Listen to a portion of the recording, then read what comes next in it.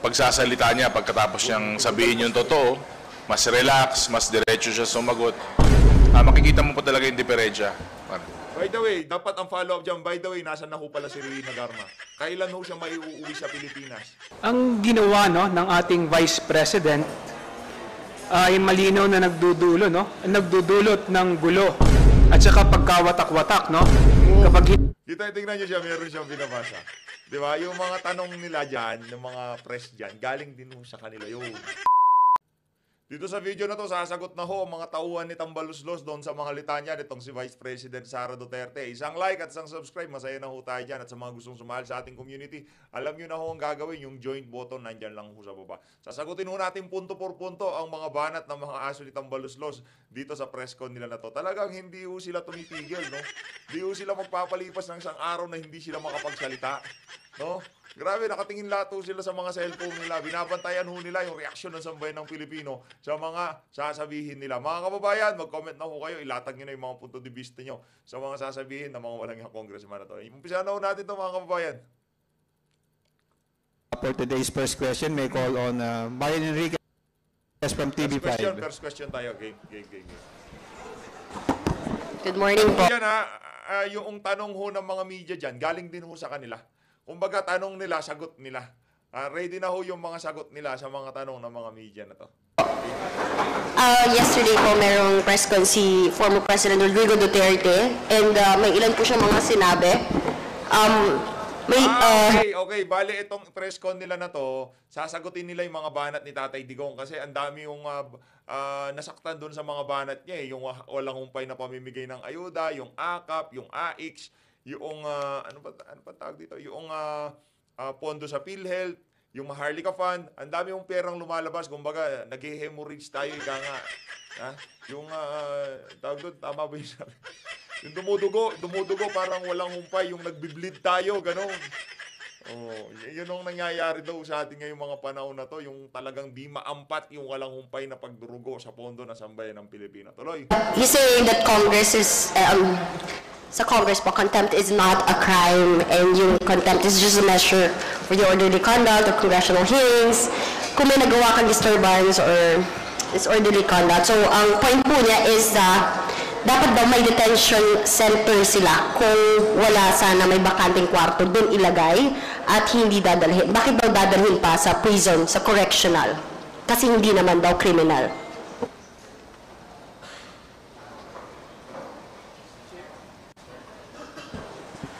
Well, that is for the committee members to decide.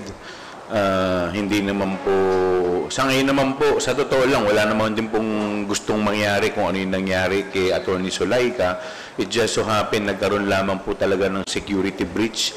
At napakahirap po talaga na may VIP po na nandirito at hindi naman po talaga kakayanin din po ng ating security at facility. Ito naman si, inaaraw-araw nyo na lang yung panluloko sa ating mga kababayan. Ginagawa nyo na lang dessert. Merong sariling security si BP. Papasukin nyo lang yung mga yun, wala nang problema. Patulugin nyo lahat na security personnel nyo, walang problema dun. Na-secure yung pangalo sa pinakamataas na opisyal ng ating bansa.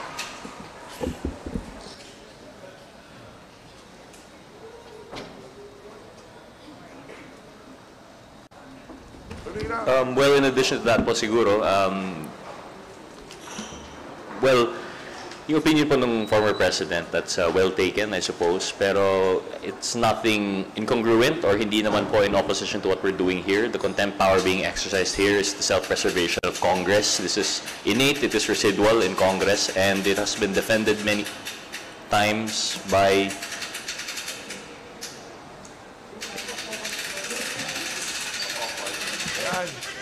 Yung mga kasama nyo, ayaw na kayo pagsalita eh. Ayun pala yan. Sorry.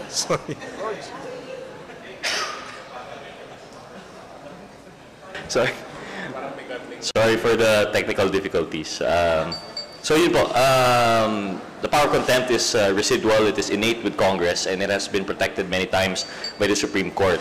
Our exercise by the House through the committee is valid, I believe, and it is in line with previous precedent. Yung sinasabi po ni Chair Joel, and we agree with that po siguro, although we do have we do have a detention center in the house, it's not properly equipped sometimes for given certain circumstances. As we understand, over the weekend, special circumstances po nangyari. It's not just your regular content issue. So the need to transfer to another facility usually ina-accommodate naman. And this is not the first time actually. We've already had precedent that we've already had contempt orders served in these facilities. In fact, ano pa yung na-mention? Yung Women's Correctional? The Women's Correctional was previously used also in the Quad Committee on the topic of POGO. So it's nothing new. I wonder why ngayon lang po siya nagiging issue. So yun lang po siguro in addition. On the administrative side, we will take the Administrative side. Dito tayo kay Boy Balbon. remarks ng dating Pangulo as customer feedback. At siguro kailangan po nating dagdagan pa yung detention facilities natin o dagdagan po ng kwarto kasi nga alam nyo naman po na ratsyada po ang Quadcom, so marami pong nakagamit ng facilities natin. And of course, as customer feedback, we will improve our facilities as well. Dagdagan nyo pati yung mga tagapagbantay dahil dyan mag-New Year si BP Sara. No, BP, wag ho kayong umalis dyan, no? Kasi pag nandyan kayo, yung mga masasamang elemento, nabubula po. Thank you.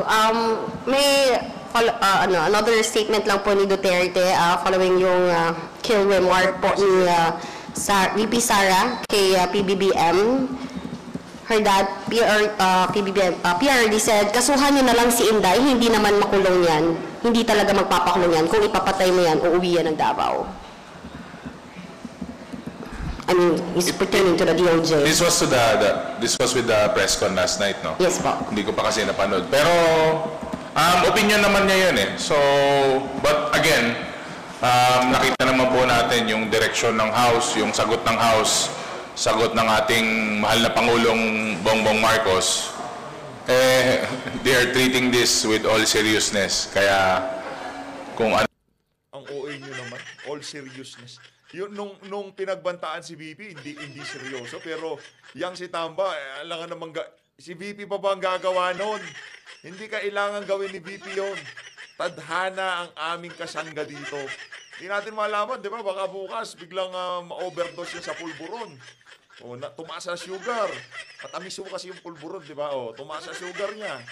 Pumlakda na lang, di na huminga. Tapos na, si VP na. O, ano gagawin nyo? Ako, kakantahin nyo na yung time to say goodbye. Ano man yung laro-laro na naman na play with words o kaya yung sinabi nilang kasuhan, then titignan po natin sa mga susunod na araw kasi hindi naman po, wala naman po sa kamay ng Kongreso yan. Ang ginagawa po ng Kongreso ngayon, hinahalungkat po natin yung katotohanan, hinahanap po natin yung katotohanan dito sa ating mga hearings sa good government, saka sa Quadcom. So, wala. Opinion nila yun eh. Yun ang tingin nila eh. Thank you. Yes, I guess the DOJ through the NBI has started its investigation, and a subpoena will be issued for the Vice President to answer and to face these criminal charges to be filed against her. So with that, due process will be observed in such a way that the Vice President will be given the opportunity to answer with regard to his threat against the President, the First Lady, including the House Speaker. So this will undergo a regular process. Pinakamalaking crime syndicate ho ngayon sa buong Pilipinas, Philippine government. Pinakamalaking crime syndicate. Nagpapakulong ng ganun-ganun na lang, nagnanakaw ng ganun-ganun na lang. Anak na to pa.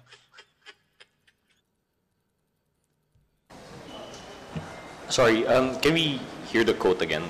Just to be sure po, no? Kasuhan niyo na lang si Inday, hindi naman makulong yun. Hindi talaga magpapakulong yun. Kung ipapatay mo yan, uuwi ng Davao yan. I'm guessing the context also is kasuhan na lang instead of having the hearing. Tama po ba? I think it's pertaining to the kill threat po kay PBBM. So do you have any comments on that? sa DOJ. Instead, I'm sorry. I guess the context is lost on us. We haven't heard the press con, but I think what's Si Kung Ho, hindi naman abogado, bumibili. well, for one, we've had first-hand experience na po, having had the former president join us in the committee. Breaking news, dahil nagsalita si Tatay Digong, Maharlika to start hiring non-technical employees. Kung di pa magsalita si Tatay Digong dyan sa Maharlika Wealth Fund na yan, wala. Ang tagal na magtatatlong taon na tong administrasyon na to, itong Maharlika Wealth Fund, ngayon pa lang sila mag-hire ng non-technical employees. Ano yan? Security guard, janitor. Committee hearing, baka po hyperbole po ito, so I'm not sure if we'd understand it right, but we stand by the rule of law and we stand by the statement of the President and the Speaker. The proper judicial process has been initiated already. The DOJ is already acting on the case. So I think whatever opinion he might have on whether the case will prosper is his own po, no? But we leave it to the DOJ to decide and to handle po. Anything you would like to add na lang po on how the former president po is handling this? And, you know, another lawmaker has also mentioned about, yun nga po, kung si Noynoy before, hindi po nakikialam or not saying anything about the Duterte administration during the drug war. Pero nga po si Duterte, seemingly, he's sowing discord po ngayon. Ito naman, di nakikialam daw tong si Pinoy. Bumira nga si Pinoy nun eh. Anak ng toko. Huwag kang ganyan, madam. Ay siya bagay, baboy nga pala itong mga ano na. Admin ni Marcos. Excuse me, anong sabi ni former president kay Inday? Ano sabi? Regarding po dun sa kill threat, kasuhan nyo na lang si Inday, hindi naman makulong yon, hindi talaga magpapakulong yon. Kung ipapatay mo yan, uuwi ng Davao yan. Una sa lahat, hindi po nagpapapatay yung administrasyon natin ngayon. Ang nagpapapatay po, yung... Shoutout kay Percy Lapid, Shoutout kay Percy Lapid. Wala, shoutout ko lang, bakit ba? Alam niyo ba kung sino yung mga binira ni Percy Lapid bago siya magorgor? Hindi naman si Bantag ang binira niya. Ang binira niya, ano naman to, nasa ano naman niya to eh. Binira niya si Tatay Digong. O yan, unahin na natin si Tatay Digong, di ba? Di ba, Digong nyo ang tawag kay Tatay Digong? Binira niya si Tatay Digong. Unahin na rin natin si Bantag. Binira niya si Bantag. Binira niya si Speaker Martin Romualdez. Binira niya si DOJ Secretary Remulla. Binira niya si Marcos Jr. Binira niya lahat ng nasa administrasyon. Pero ang ginawang polgay ho nila, walang iba kundi si Bantag. Kasi si Bantag di makakapalag. Ang dami niyang binira, pati si Tatay Digong nga, di ba? Tinanggal ho nila yung anggulo kay Tatay Digong kasi alam nila hindi poporma yun. Kay Bantag walang pambayad ng madaming abogado, walang impluwensya, kaya si Bantag ang gawin nating polgay. Di ba? Hindi mamamatay tao tong administrasyon na to. Anak ng to, huwag tayong maglokohan dyan. Brad! Ibang administrasyon, pero hindi yung ngayon. Yung previous administration siguro. Pero yung administrasyon ngayon, we follow the rule of law, no? Oo, ang administrasyon ngayon, masaya ang mga adik, masaya yung mga protector ng adik. Di ba, Brad? Masaya yung mga protector ng adik ginagawang resource person at yung iba mga congressman pa. Di ba? Sinusunod nila yung rule of law, kaya pati mga adik nagiging congressman, pati mga protector ng adik mga nagiging congressman din. Di ba? Magpataba kayo. Talagang gusto natin na maayos, tahimik, at meron tayong sinusundan na batas at binibigyan natin ng hustisya, no? Lahat ng lahat ng mga sitwasyon na kung saan kailangan patas, no, ang pagtingin sa batas. Okay, yung mga yung biktima ng mga makakaliwang grupo, kailan kayo mag-iimbestiga? Di natin ipapatawag yon in aid of legislation. Yung mga nagreklamo kay Franz Castro na kidnapper siya, di natin ipapatawag yon. Convicted yung kasama nyo in aid of legislation para wala nang makaupong mga kriminal at protector ng droga dyan sa House of Representatives. Wala ko ba kayong gagawin? Last na lang siguro, based dun sa quote kanina, parang dina-downplay na parang ganito na lang gawin nyo, ganito ganyan. Parang nilalighten lang nila yung seriousness ng mga threat na ginawa. Pero alam naman natin kasing lumang tugtugin na yan. You know, yan ang script nyo. Palakihin natin yung sinabi ni VP Sara. Yung threat. Hindi kailangan ni VP yun. Kailangan lang gawin ng boss nyo, magpakabangag sa pulburo. Alam na ng tao yan. Sobrang lumang tugtugin na yung style na ganyan. Hindi na gumagana. Pag natapos ng administrasyon na to, maghahit ka brad para hindi ka makilala kasi nakakahiya ka. Malay mo, sa susunod kayo naman ang itatawag yung aid of legislation. Yung, magkano yung budget ng mga young goods? Nagtatanong ako dito mag-ahit ka na brad. Malamang sa malamang, yung pagbabalbas mo na yan, disguise mo lang yan. Para kung sakaling bumagsak ng administrasyon na to, pagkahahit mo, hindi ka namin makilala. Huwag kang mag-alala brad. Pagka-apelidong Ortega, perwisyo sigurado. And just to add, just to be clear, wala hong threat or balak na ipapatay ang ating pong Vice Presidente. Kumusta naman yung ano niya dito? Yung tigpas niya dito sa leeg.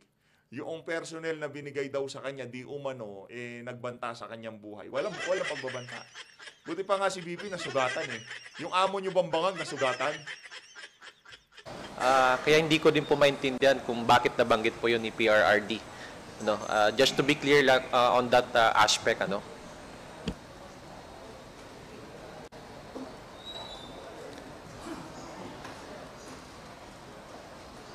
Have you finished your questions, Marian? Marian, are you done with your questions? Okay, let us recognize Gab Lalo from Inquirer Online.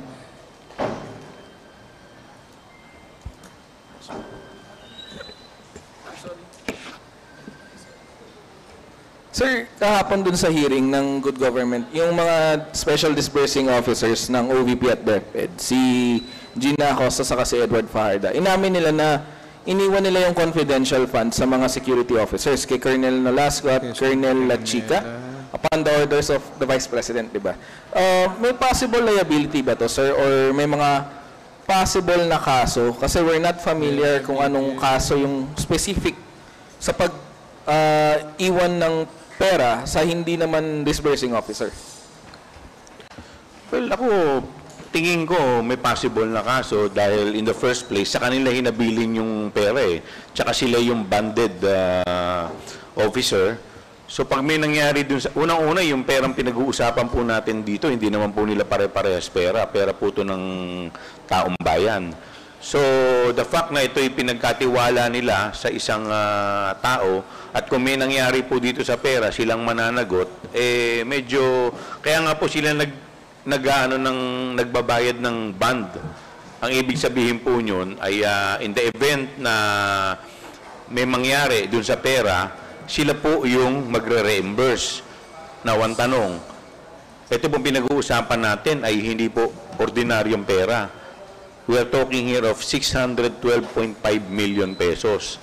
Kayo no, 6 anim na hearing lang sa inyo yan. Anak ng tokwa, 600 million pesos. Anim na hearing, nakailang hearing na kayo? Nakadosing hearing na kayo?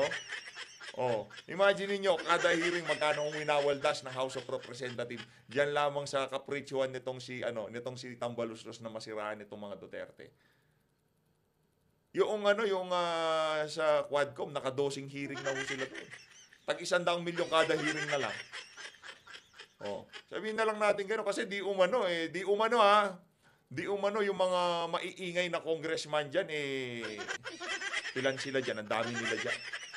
Mababa daw yung, 1 milyon. Di umano. Allegedly. Yung mga nakakapagpa-content, 1 milyon. Di umano. Yun yung mga nagsisirculate na kamaritesan sa social media. Kanino natin galing yun? Kay Sir Jason Sa.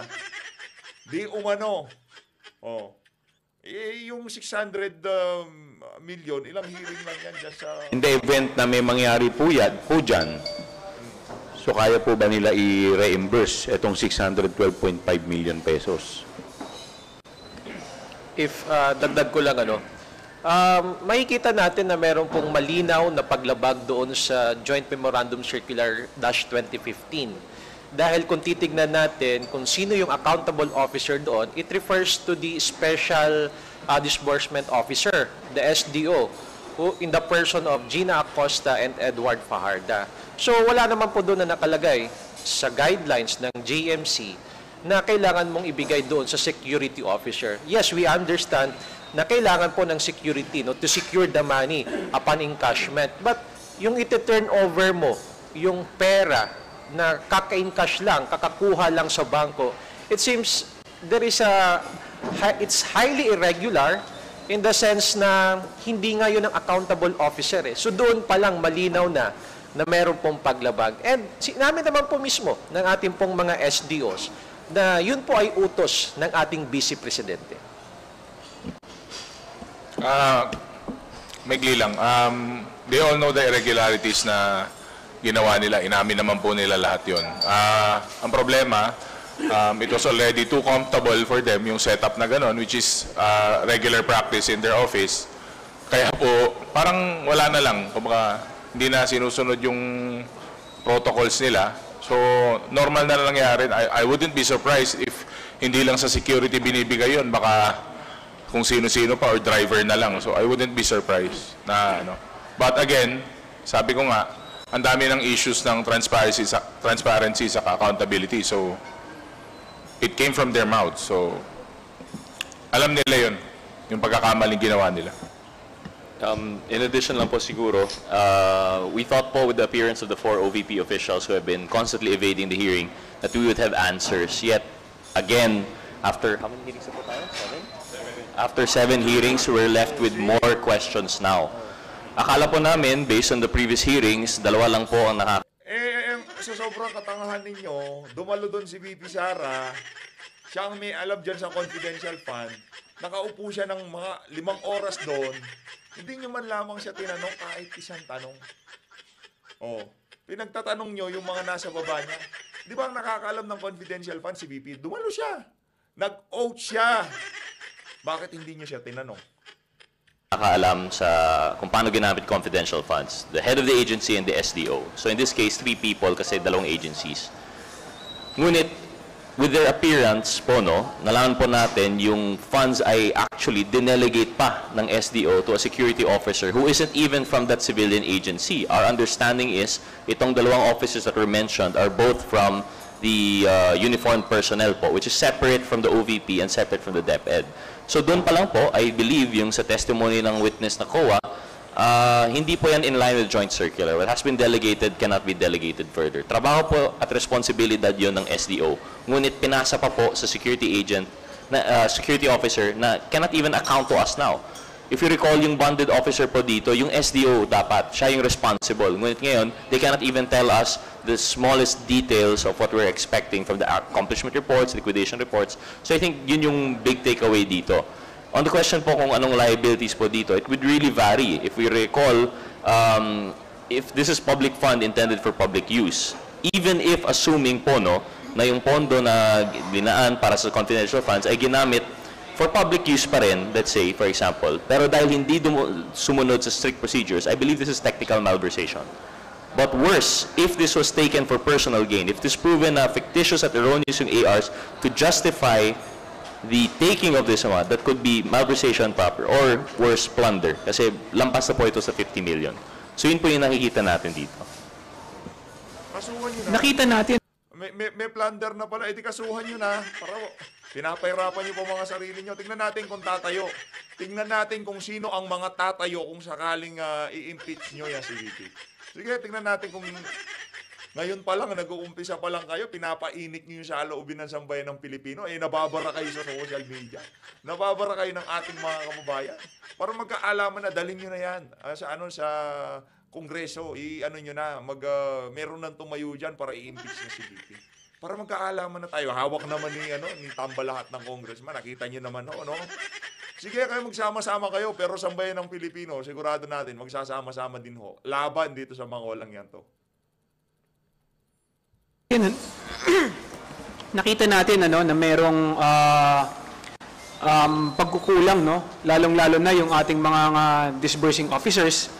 Nakita natin na nagkulang sila sa pag-iingat, no, ng pera ng ating pamahalaan. At sa huli, it is a command responsibility. At talagang nakikita naman natin na lahat sila ay sumusunod lamang, no, sa utos ng ating Vice Presidente. So sa huli, kung may makitang mga paglabag sa batas, kung may makitang kailangang may managot, kailangan akuhin, no, ng ating Vice Presidente ang pananagutan dito sa pagkukulang. Sir, yung ganitong issue na ang nag-disburse talaga si Colonel Nolasco and Colonel La Chica, mako-cure ba nito kung sakaling yung dalawang officials na lang ang ginawang SDO o bawal dahil military officials sila? Well, for one po, nabanggit naman po ng COA na pwede naman po mag-assign ng other SDOs. It would have cured probably, but the problem is they're still not from that office. I don't think, halimbawa, the agency ng pondo nakalagay sa OVP. Dapat ang SDOs galing po sa OVP eh. So doon pa lang, even if they did make, I don't know if you could even make security personnel from a different agency an SDO. So I don't think it would have cured it po.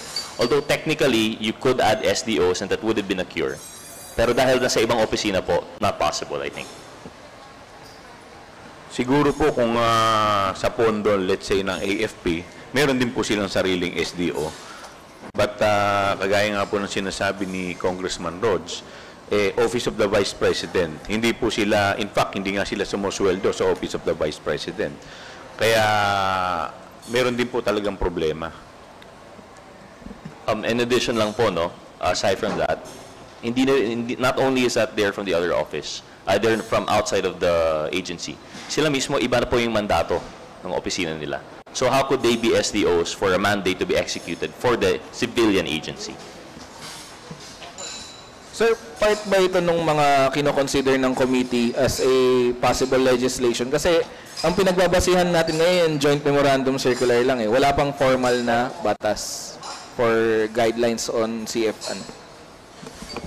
Ako tingin ko wala naman pong problema eh. Talaga naman dapat SDO ka kung saang ahensya ka nagtatrabaho. Nagkataon lang dito, gano'n naman talaga. Yung binigyan nila ng ginawa nilang SDO, talaga naman pong nagtatrabaho. Just so happen, binigay po nila sa iba. Kaya nga po, isa po sa mga possible na legislation na aming iniisip, dapat nga po talaga yung mga wala naman pong kinalaman sa intelligence gathering ng mga ahensya at departamento, dapat po talaga, we have to limit yung bibigyan natin ng mga confi fund.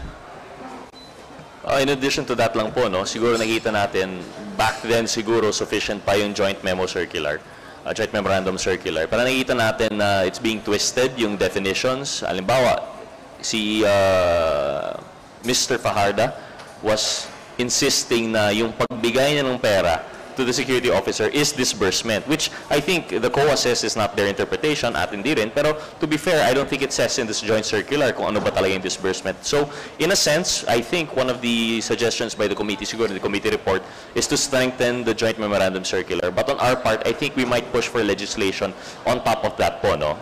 To really set the bounds and limitations ng mga SDOs natin and siguro stronger penalties for that responsibility.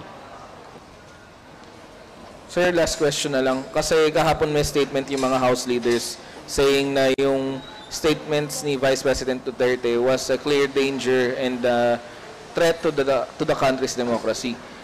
Do you agree with this? Tingin nyo may ganong gravity yung mga statements na... Hindi sila agree dyan. Hindi sila agree dyan. Nagsabi mga congressman. Ano ba yung mga yan? Congressman, di ba? Hindi sila agree. Ang galing naman ang tanong. Nitawan ni Vice President. Alino. 100%. Definitely, because ang threat po sa ating Pangulo.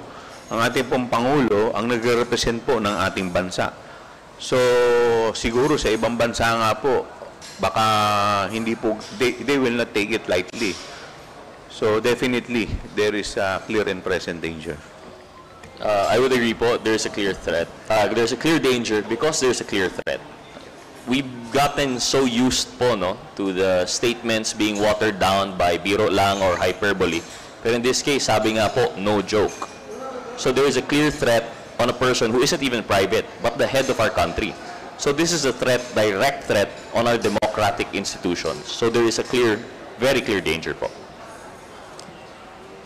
Ang ginawa no ng ating Vice President ay malinaw na nagdudulot ng gulo at saka pagkawatak-watak, no? Kapag Kita tingnan niyo siya, meron siyang binabasa. Di ba? Yung mga tanong nila dyan, ng mga press dyan, galing din sa kanila yun. hinayaan natin ang ganitong klaseng pananakot, nagiging banta ito hindi lang sa demokrasya natin, kundi sa katatagan ng ating bansa. Wow. Katagan talaga, ha? Thank you, Gob. Mayor Alice Moras from PTV4, you're recognized. Hi, good morning po. Sir, unahin ko lang po yung about health concerns. Kasi kahapon, yun nga, si Gina Acosta habang tinatanong niya sa hearing kahapon ay bigla na lamang sumama yung pakiramdam at isinugod sa ospital. At alam naman natin si Attorney Zulaika Lopez ay nasa ospital na rin. Una po, Kongs, ano po yung official medical update na kina Gina Acosta at Zulaika Lopez? Kumusta po sila at hanggang kailan kaya sila sa Veterans Hospital? May update po ba sa atin? At ano lang din po, isunod ko na rin po, ano pong masasabi nyo dito sa mga tauhan, mga opisyal ng OVP na biglang nagkakaroon ng problema sa kalusugan sa gitna ng pagdinig? Ikaw kaya paupuin doon. Tapos yung sobrang stress na binibigay sa inyo ng mga tao na yan. Gusto ko, pagka dadating yung panahon itong mga nagtatanong na to, pagka sila na ipapahiya doon sa mga committee na to, sila tignan natin kung ano mararamdaman nila. Doon po kay Attorney Zulaika Lopez, kung hindi po ako nagkakamali, ang kanyang diagnosis is acute stress. Ano yan? Ano yan? Disorder. So, parang binibigyan siya ng ilang araw para makapagpahinga. Until such time siguro. Anyway, yung contempt naman ay in-extend po namin until Saturday, or that is 5 days, no? So, insofar naman as si Ma'am Gina Acosta, wala pa kaming report, pero nung nandoon nga po sa committee hearing, pinatawag po natin ang ating in-house medical doctor, at nung binipi po siya, parang nag-shoot up yung yung blood pressure ng 150/100. Kaya po minabuti na dalhin siya. Baka sabihin itong mga na to nagdadrama-drama lang yung mga kawani ng OVP na dumadalo dyan sa hearing. Hindi talaga na-stress sila. Sino ba naman di mai-stress sa mga yan?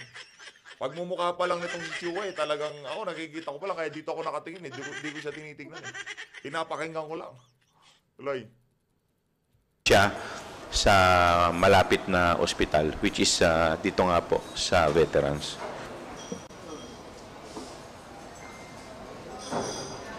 Pero ano pong masasabi natin dito nga sa mga ganito nga nangyayari sa specifically sa good government hearing na may mga resource person na nagkakaroon ng can we say na biglaan ba itong mga health concerns po na ito? Magpagaling po sila. We wish them well para po makabalik na sila at masagot na nila yung mga tanong na importante po sa committee. Nandun naman sila Si VP nga nandun, di nyo man siya tinanong. Ito talagang si Balbasarado. Si VP, 5 oras na nakaupo doon, ni isang tanong, wala kayong tinanong sa kanya. Pinagtatanong nyo yung mga underlings niya, yung mga tauhan niya. Bakit hindi nyo tanungin yung head of agency? Si VP Sara, bakit hindi siya tanungin nyo? Nandun siya. Wala naman po sigurong ibang rason na kung bakit sila may nararamdaman, kung hindi siguro nahihirapan silang sumagot. Baka nahihirapan nilang sabihin yung mga gusto nilang sabihin. At saka yun siguro nagkakos ng stress. But I'm not a medical practitioner, so pagaling po sila para makabalik na po sila at masagot na po yung mga kailangan sagutin sa komite.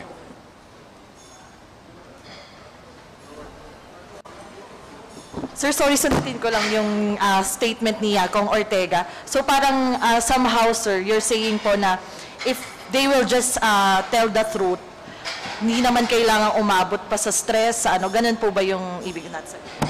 Hindi naman po. Magpagaling muna sila para sa susunod po na hearing. Mas marami na po sila na masabing impormasyon kasi nga po, resource person natin sila. At sabi nga nila, minsan, pag nagsasabi ka ng katotohanan, the truth will set you free. Nakakagaang po ng pakiramdam ang pagsasabi ng katotohanan. Naalala niyo po nung nag-affidavit po si Ginang Royina Garma, ibang-iba po yung... Nasaan na si Garma ngayon, Brad? Nasaan na si Garma? Binibigyan na akong binibida mo si Garma. Nasaan na si Garma? Huwag mong ibida si Garma. Nasa Amerika siya ngayon. Binigyan siya ng... Kansilado ang kanyang visa, nakalabas ng bansa. Pagdating sa Amerika, kansilado ang visa, hindi ho pinauwi. Pinapasok pa rin ngayon. Ngayon, doon ho siya dahil, ito binibida niya pagka daw, para gumaangga ng pakiramdam. Ayun, gumaan ng pakiramdam, umalis ng Pilipinas, di na bumalik. Bakit? Dahil tatanungin siya sa Senado.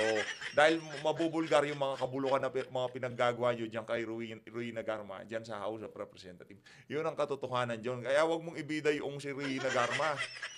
Yung witness yung pinagmamalaki, tumakas na para hindi siya matanong sa Senado. Yun ang buong katotohanan doon, Brad. Ikaw talaga. Yung pagsasalita niya pagkatapos niyang sabihin yung totoo, mas relax, mas diretso siya sumagot. Makikita mo po talaga yung diferensya. By the way, dapat ang follow-up dyan, by the way, nasa na ho pala si Royina Garma. Kailan ho siya maiuwi sa Pilipinas? Di pa ho tapos ang investigasyon sa Tuadcom, di ba?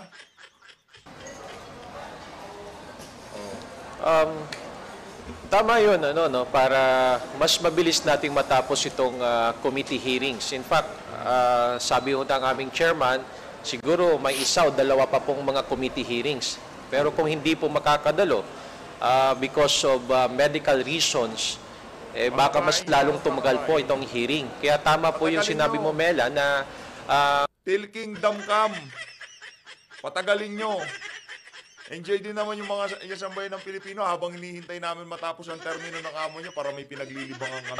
Mas dapat sagutin na nila ng buong katotohanan para hindi na ho tayo tumagal dito po sa magiging committee hearings natin. And hindi na rin sila mahirapan na pabalik-balik pa dito sa mga pagdalo sa mga committee hearings. Ang tanong, ano ba yung version na katotohanan na gusto nyong marinig? Sabihan nyo na kasi sila. Sabihin nyo, ito yung katotohanan na gusto namin marinig sa mga bunganga nyo. Diretsuhin nyo na kasi, nahihiya pa kayo. In addition to that, kung mapapansin po ninyo nung tinatanong si Ma'am Gina Acosta ni Congresswoman Jinky Luistro, parang nahihirapan po siyang sumagot eh. In fact, there were 2 instances yata na halos maluha-luha po siya. So, it's either hindi po niya alam yung talagang kanyang responsibilidad as SDO at doon lamang niya nare-realize na may mali sa kanyang nagawa or meron po siyang pinagtatakpan na katotohanan na hindi po niya mas maganda yung pinagtatakpan. Sabi-sabi. Kasi kung makikita po ninyo siya noon, ang sinasabi niya ay basta't binigay lang niya yung pera at hindi na po niya alam kung ano po ang nangyari. Pero kung titingnan po natin yung history ni Miss Gina Acosta, since the time na nasa Davao pa po sila or sa LGU, siya na po ang SDO. So parang hindi naman po yata kapani-paniwala na yung 100 milyon, mahigit 100 milyon ay ibibigay mo na lamang, ikaw yung banded official at alam mo na meron kang responsibilidad, biglang hindi mo na alam. Meron nung isasagawang pagkilos ngayon dyan sa EDSA Shrine, sa mga kababayan nating medyo malapit lang dyan, pwede ho kayo magtungo. Meron nung gaganaping pagtitipon sa EDSA Shrine ngayong araw ng Miyerkules ba ngayon? Martes? Ngayong araw ng Martes, November 26 sa EDSA Shrine ngayong araw na to. Punta ho kayo mga kababayan. Kung malapit lang ho kayo dyan. Na nakakatanggal ng sakit yung pagsasabi ng totoo. Ikaw, sir, kailan ka magsasabi ng totoo? Kailan mo aaminin sa amin? Ayun na nga mga kababayan, dito na natatapusin ng mga kabalintunahan nitong mga congressman na to. So always, maraming salamat to sa pag-support sa PH Update. Mahal natin ang Pilipinas.